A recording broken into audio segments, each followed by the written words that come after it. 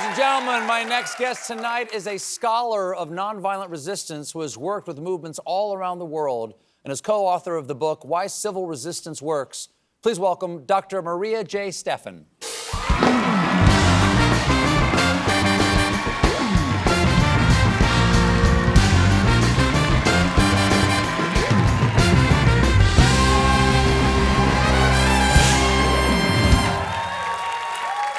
Doctor, thanks so much for being here. I have wanted to talk to someone, and I'm so glad it's you, about the idea of nonviolent resistance, because I knew at some point during the second term there would be a rebirth of some sort of resistance movement to the overreaches of the Trump administration. And I know that people are hungry for tools, ways to do this in ethical ways that fit with our own morals, and nonviolent resistance could definitely be one of those ways.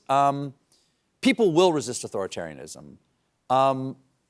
Let's talk about the ways people can resist. You've spent decades studying nonviolent resistance to authoritarianism. Why is it the way to go? Yeah. Well, Stephen, thank you for having me on the show. What a necessary time to be talking about nonviolence and nonviolent resistance.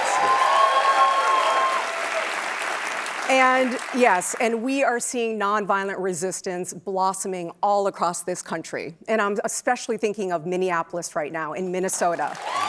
And the profoundly courageous, tenacious, deeply loving ways that communities are organizing, protesting, protecting their neighbors, all using nonviolent resistance. How would you define nonviolent resistance?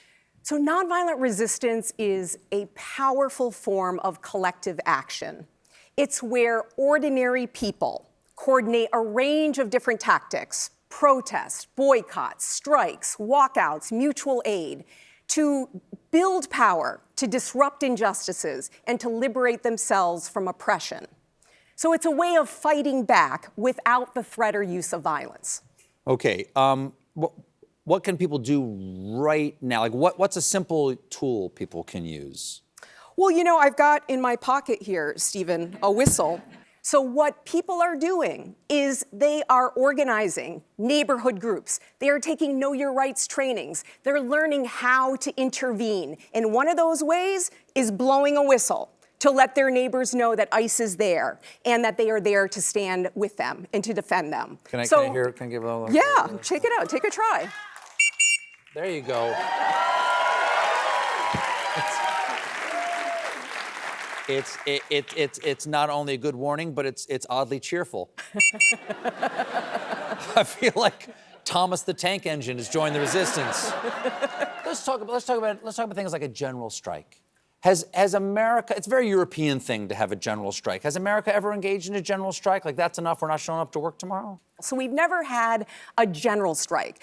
But I can say what's happening this Friday, on January 23rd, there is an ICE out of Minnesota day of action. It's a shutdown day where people will be staying home from work. They won't be going to school. They'll be refusing to participate in economic activities. So and they're calling on Americans across the country to show solidarity. One of the problems with Minnesota right now is you have people like Kristi Noem or the people who are heading up ICE saying that it's not nonviolent resistance. They're saying someone like Renee Good was actually a threat to those people, or that filming an ICE agent, or they're saying that filming an ICE agent, documenting, which is perfectly legal, is a form of threat, and therefore they're justified to use what they say violence in return to the threat of violence from these people.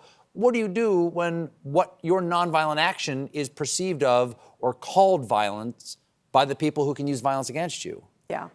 Declaring peaceful protesters violent or domestic terrorists or outside agitators is what autocrats all around the world do. That is their playbook, is to make people fearful and to try to undermine the legitimacy of protesters. That's their game.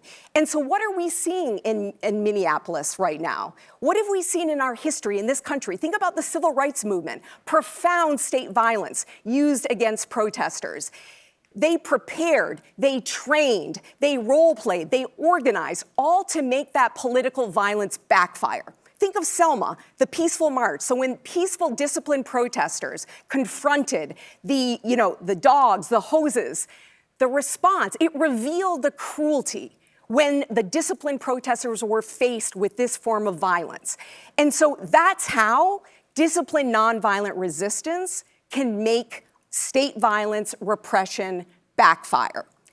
And they know this.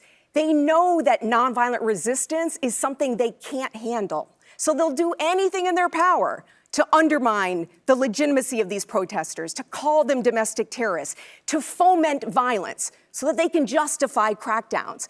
But people are not taking the bait. They are prepared, they're disciplined, they're trained. It's sticking in my head a quote from Rebecca Good, the widow of Renee Good, who said, "They show up with guns, we show up with whistles." We have to take a quick break. We're right back with more Maria Stephan, everybody.